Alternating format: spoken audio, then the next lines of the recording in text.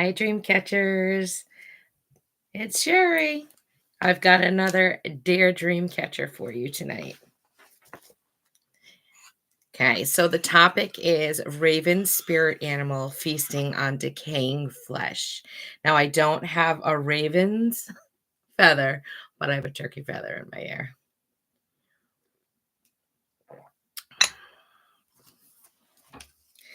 Dear Dream Catcher, I wanted to learn about the raven spirit animal because in my video, Wolf and Lone Wolf Animal Spirit, we learned that ravens and wolves work well together in regard to resources, specifically navigation and intuition. The other reason I wanted to learn about the raven spirit is that I am heading to Baltimore next week for a leadership conference, and I will be near the Baltimore Ravens Stadium.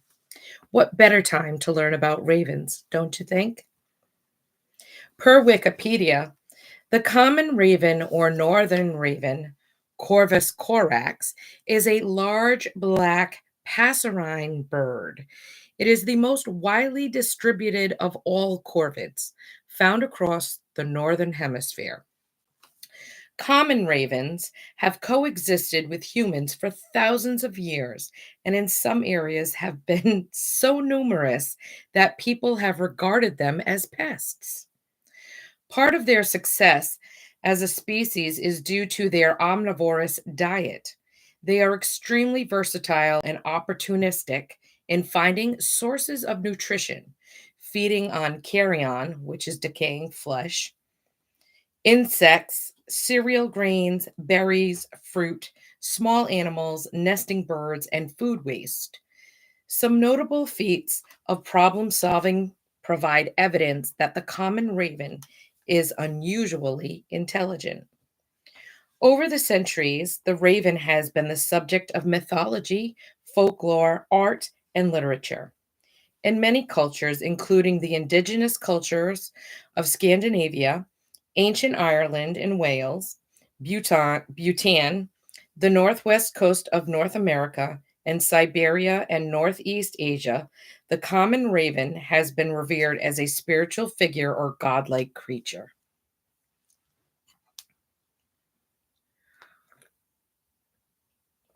Complicated beauty. We'll sip and think about this raven on Sherry's Sip and Think on her other channel. So don't you worry. But I have my reasons for why I believe the raven is in the complicated beauty section. How to identify a raven? Look at their size, shape, color, behavior, and habitat. For size, the raven is not just large, but it is massive with thick neck, shaggy throat feathers, and a bowie knife of a beak. In flight, ravens have long wedge shaped tails. They're more slender than crows, with longer, narrowing wings and longer, thinner fingers at the wingtips. With color, the common ravens are entirely black, right down to their legs, eyes, and beak. No color to them other than black. So if you see a blackbird and it has some color to it, it is not a raven.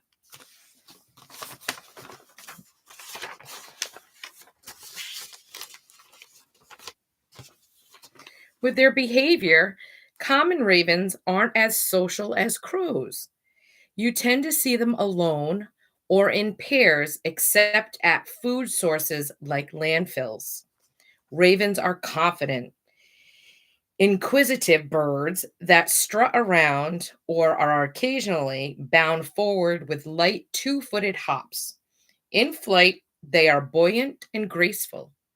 This word, here we go. Interspersing, soaring, gliding, and slow flaps. With their feeding behavior, typically they forage in pairs, the two birds sometimes cooperating to flush out prey, searching for nests to eat the eggs or their young birds, an opportunist, taking advantage of temporary food sources. Does most feeding on the ground, often feeds as a scavenger, searching for decaying flesh or visiting garbage dumps, mostly in the northern Alaska Point Barrow in the winter. In their habitat, common ravens live in open and forest habitats across western and northern America.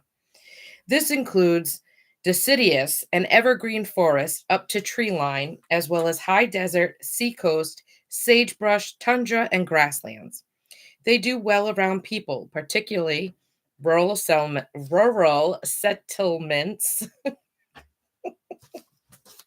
God, it's so complicated. But also some towns and cities. With their nesting in courtship display, male soars, swoops, and tumbles in midair. The pair may soar high together. When perched, they touched bills, preen each other's feathers. Their nest site is usually on the ledge of a rock cliff or high and tall tree. They may use the same site year after year, adding material on top of the old nest. Both sexes help to build. Nest is a bulky basket of large sticks and twigs, with deep depression in center lined with grass, bark strips, moss, and animal hair. With their diet, they're omnivorous. They may feed on practically anything, but majority of diet apparently is animal matter. Feeds on a wide variety of insects, including beetles, caterpillars, and others. Also, rodents, lizards, frogs, and eggs and young of other birds. They regularly eat decaying flesh and garbage. What sounds do ravens make? So, from the allaboutbirds.org, the animal sound of a raven, they make short, repeated, shrill calls when chasing predators or trespassers, and deep, rasping calls when their nests are disturbed. Dominant females sometimes make a rapid series of 12 or so loud knocking sounds that last about a second. Dear Dreamcatcher, I wanted to know why we seem frightened whenever we see a blackbird. Is it a crow, a vulture, or a raven? Either way, people seem to believe they are evil. Do you agree? Have you ever seen a raven? I have. It was weird and very unusual, I must say. I still can see it in my memory. But why would a large bird like a raven be in this area and show up here out of all places? I thought to myself. It has been about 8 years since the passing of my father. That is around the time I saw the raven standing on top of our building complex. Of course, it was next to a bird sanctuary. We're in the Northeast. Could it have been a messenger from above? In some cultures, crows and ravens have long been associated with negative concepts, including bad luck, evil spirits, and omens of death.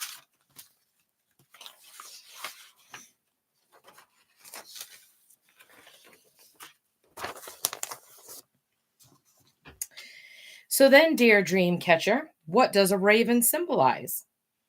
Per Google, the ravens have many symbolic meanings, including transformation, intelligence, and prophecy. They can also represent good and bad omens and are often associated with death and loss. Transformation. In the Lakota lore, ravens are associated with change and metamorphosis. In Pacific Northwest coast culture, ravens symbolize transformation, creation, and the complexity of nature. In alchemy, ravens symbolize metamorphosis and transition. With intelligence, ravens are known for being very smart and curious. In Celtic and American Indian mythology, ravens symbolize extreme intelligence and profound knowledge. With prophecy, ravens are messengers of the gods in many cultures' mythologies. Ravens are often depicted as talking birds representing prophecy and insight. For good or bad omens, in the 19th century culture, ravens were considered harbingers of ill fortune. Ravens are often associated with loss and ill omen because of their black plumage, croaking call, and diet of decaying flesh. Other meanings in Christianity, ravens symbolize God's provision. In Chinese culture, ravens represent vitality and resurrection. In Edgar Allan Poe's the raven symbolizes mournful, never ending remembrance. So then, dear dream catcher, why are ravens seen as evil? Here's an article published by the UCR Palm Desert Center, the University of California, Riverside, and it's called Why Are We Demonizing Ravens?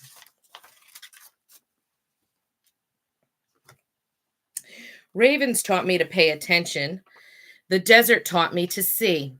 Art and artists taught me to see more and better and to appreciate, savor, and protect. Linda Durham. Ravens are members of the family Corvidae, a family that includes clarks, nutcrackers, jays, crows, magpies, choughs, jackdaws, and rooks, the last three being European corvids.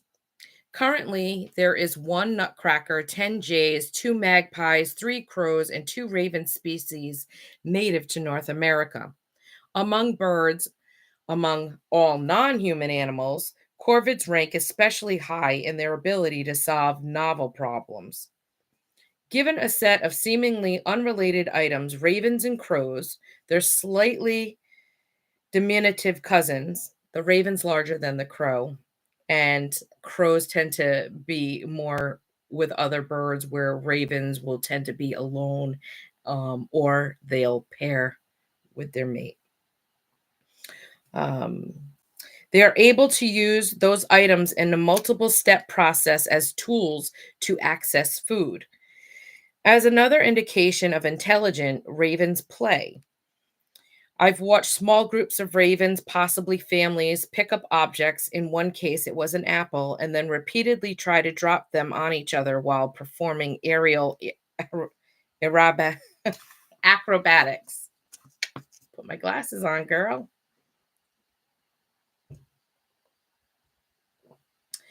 Ravens are sometimes associated with death and darkness. Edgar Allan Poe used the raven in the poem to symbolize the speaker's overwhelming grief. In Poe's 18 stanza poem, The Raven, the line, "Quoth thy raven nevermore," is repeated throughout the poem. In Greek mythology, ravens are associated with Apollo, the god of prophecy. They are said to be a symbol of bad luck and were the god's messengers in the mortal world. In the book of Genesis, Noah releases a raven from the ark after the great flood to test whether the waters have receded. Philo of Alexandria, 1st century AD, interpreted the Bible allegorically, allegoric,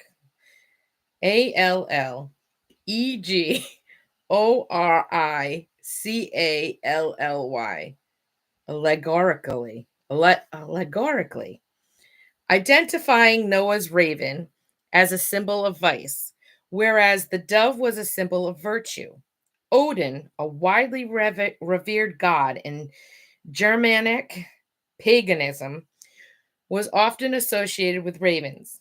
Depictions of figures often identified as Odin appear flanked with two birds on a 6th century gold jewelry plate and on a 7th century helmet plate from Sweden. In later Norse mythology, I gotta slow down. Odin is depicted as having a pair of ravens, Hugin and Munin, serving as his eyes and ears. Hugin meaning thought and Munin meaning memory. The raven also has a prominent role in the mythologies of the indigenous people of the Pacific Northwest of America, including Samitians, Hadas, Hill, Hiltsucks, Lingets, Quaka Waka Wak, Coast Salish, Koyukons, and Inuit. The raven in these indigenous peoples' mythology is the creator of the world, but is also considered a trickster god.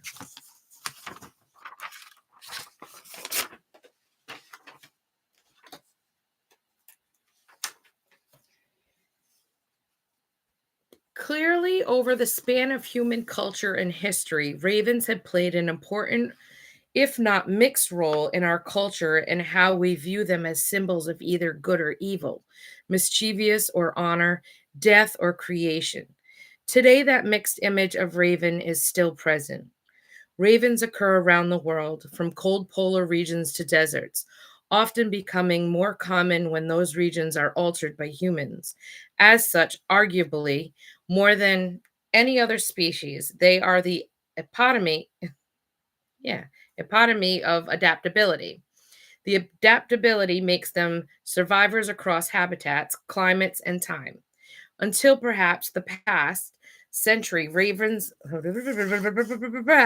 until perhaps the past century, ravens were uncommon desert residents.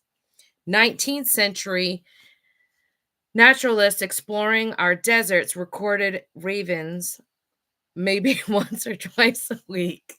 Just so you know, I was in a reading class as a young child. I made it this far. Today, we can see dozens, sometimes hundreds in a day. The difference is how we have changed the desert. By crisscrossing the desert with roads, we have both fragmented habitats and have created killing zones where creatures trying to reach the other side of the road are stopped by vehicles racing to get to their destinations. Ravens are there to clean up the carnage. We are also a wasteful species, creating huge landfills to bury what we didn't consume in time before it spoiled. Ravens are there to help clean up those spoils. We can all do better by tortoises and ravens if we control our waste, especially when camping or visiting natural areas in tortoise habitat. Ravens build stick nests to raise their young. In past centuries, that would mean ravens would have been restricted to areas with steep cliffs or large trees, including Joshua trees and palm trees, because owls typically do not build nests. They often previously used raven nests to raise their brood. In a very real way, ravens enable great horned, long eared, and barn owls to enter and thrive in desert habitats. Now, ravens also use high megawatt power towers to build their nests on, allowing both ravens to expand into desert regions otherwise bereft or cliffs or trees. Ravens will eat just about anything organic, but in a landscape without roads or wasteful humans, the top items on their menu were likely insects. We have seen flocks of up to 100 or more ravens descend upon hordes of sphinx moth caterpillars, rendering the horde to just a few survivors. What that meant is that hundreds of annual plants and their pollinators thrived that would otherwise have become food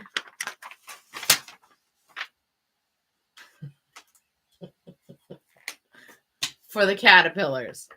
As omnivores, ravens will also eat lizards and even baby tortoises. I have traced the raven tracks walking across sand dunes, doing exactly what I do when surveying fringed, toed, and flat tailed horned lizards, except the ravens were looking for food, and more than once I have seen them carrying a lizard off the dunes. Some ravens have become experts at finding and eating baby tortoises. One raven nest had 136 baby tortoise corpses on the ground below it. And we know what my turtle shell is, right? Our tortoise numbers have declined dramatically over the past few decades. Wildlife managers are searching for anything to stem the tortoise decline. One of those solutions has been to persecute ravens. Marksmen have been hired to remove ravens from tortoise protection areas. Raven nests have been destroyed or the eggs been oiled to keep the embryos inside from being able to respire through pores in the eggshells. Desperate times can require desperate measures, and the ravens have once again have been demonized. But are the ravens at fault? Or are they simply responding to how humans have changed our desert? Ours and the ravens and the tortoises' desert. Killing ravens and preventing them from nesting successfully seem like simple solutions, but so far I have not heard of any change in the declining tortoise population trajectories. Other sources of tortoise mortality, including being hit by cars on highways, respiratory diseases, invasive grasses, and mustards pushing out the native wildflowers the tortoises need for food, and the gorilla in the room, climate change. Climate change is increasing high temperatures and increasing drought frequency, together reducing available tortoise food and water to drink.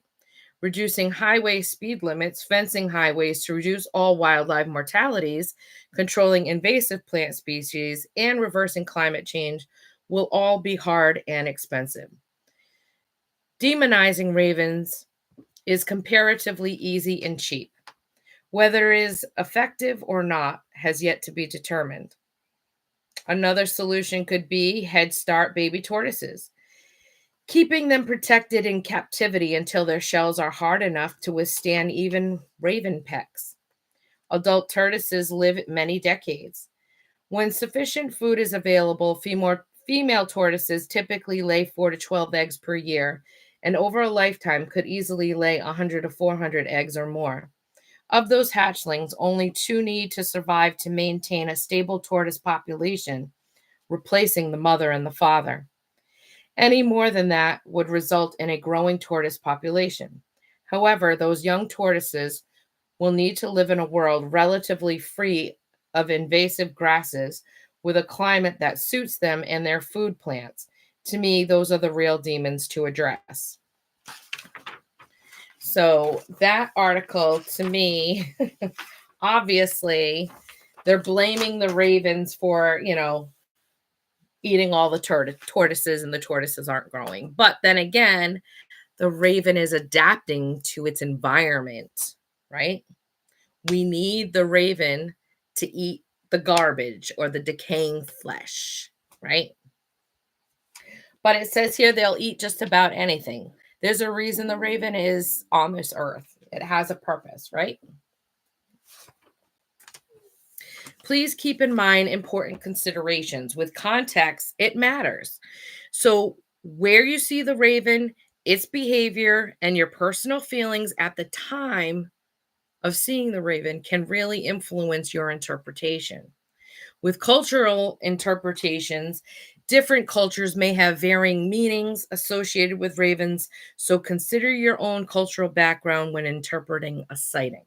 Okay? Now, dear Dreamcatcher, if we focus on navigation and intuition of a raven, what are some of your thoughts?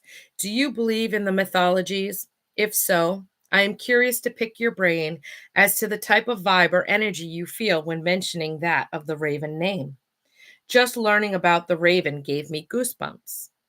If a raven totem has flown into your life, it signifies that magic is at play. Some cultures believe ravens are shapeshifters because they symbolize transformation. Think about how they fly, mate, and what they eat. The raven spiritually is that in its whole blackness, as in the darkness of your soul and deepest wounds, begin to heal as it mixes and mingles with all the nasty stuff going on beneath the surface until it is brought into the light. When a raven enters your dreams, it means change in your life. At times, it can symbolize that someone in your life may be taking advantage of you. The raven The raven is also a guardian and a keeper of secrets. to see the raven in your dreams. It is not to be taken lightly, and it is a time to examine your fears. If the raven is loud and making calls in your dreams, it means he is trying to get your attention. Yes, of course, sometimes the raven can symbolize death or an end to something, hence our fears. If they show up in your dreams feasting on decaying flesh, then you will know. Remember, every ending also has a new beginning. So, therefore, the cycle is never ending. It is always wise to observe yourself, your environment, and the people around you. Use the raven spirit when persistent calls us to find a way to the underlying truth of a situation. Thank you for sitting with me and reading about the raven spirit feasting on decaying flesh. I will take the raven spirit and I will do a little sip and think on that on my other channel. So have a good one.